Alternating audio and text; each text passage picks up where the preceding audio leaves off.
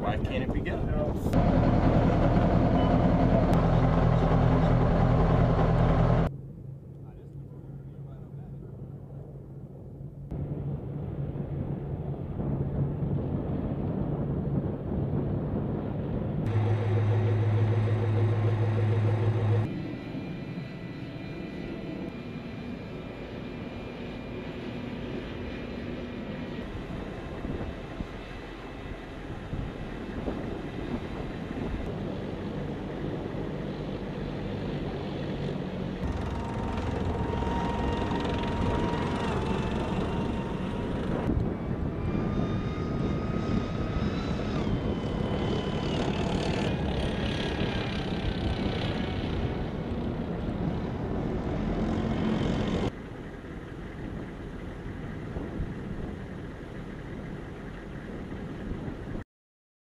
To demonstrate today was not only the fire, maneuver, and shock effect capability of a combined arms company like ourselves inside of a battalion, inside of our 3rd Brigade 3rd ID.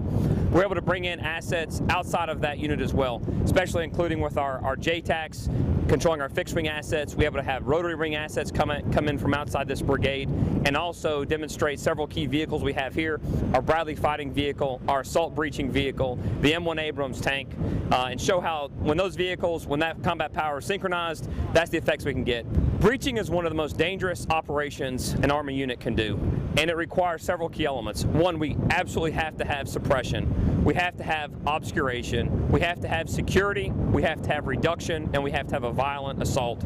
So we use several vehicles. Historically, we've used many different vehicles to conduct a breach.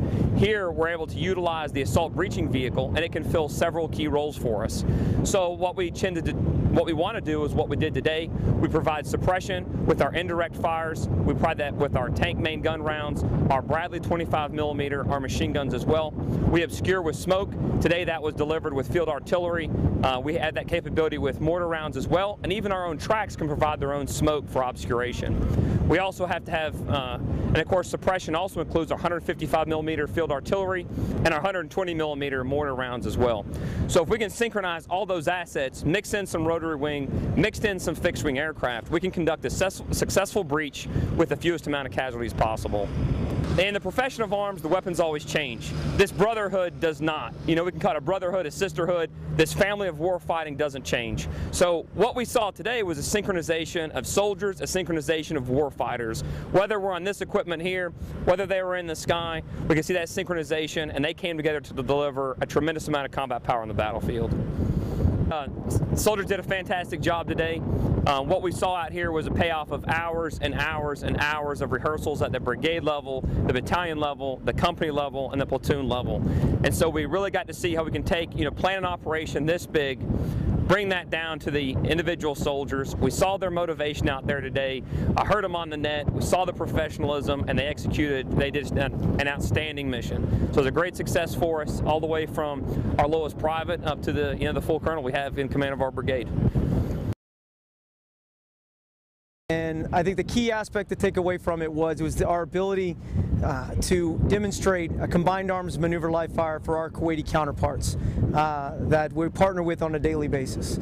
And what made today unique was doing a joint air attack team with the Air Force, with 35th Cav Attack Aviation Brigade, as well as elements of 115 Infantry, putting all those again into a live fire experience that I know our counterparts won't forget, but definitely our soldiers have that experience that they can put in their kit bag now as they move throughout their career. They're going to walk away with the ability to see that all of their training that we've done, from individual all the way to collective, has made into this culminating event for them, so to speak, where they were able to integrate every warfighting function, and they were able to witness it and do it very successfully. And I think soldiers that walk away from this experience today have a solid, great memory of what happened out here on Udari Range Complex. But we don't have the ability to maneuver like this at Fort Benning.